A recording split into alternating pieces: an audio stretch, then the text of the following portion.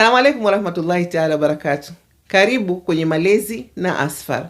Leo napenda kukumbusha kwamba kwa sababu moja au nyingine, ikiwa mpaka tunaelekea mwishoni kabisa mwa Ramadhani, moyo wako bado haujapata ladha Ramadhani, basi usivunjike moyo, na huko peke yako. Watu wengi kwa sababu ya pirika za maisha au kwa sababu nyingine mbalimbali wameshindwa kupata ladha Ramadhani mpaka inafikia mwisho.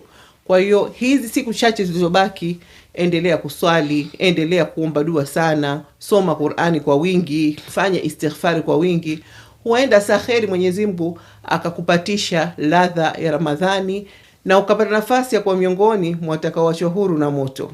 Wakati ukifanya jitihada hizo, basi nakuomba uwashirikishe watoto wako ili mupate pamoja ladha ya Ramadhani, na ikifika Idi muwe mna furaha zaidi kwa sababu mmeupata ile ladha ya Ramadhani. Namuomba Allah subhanahu wa ta'ala atusaidie kwenye hili na atukubalie dua zetu na atuongozee vizazi vyetu.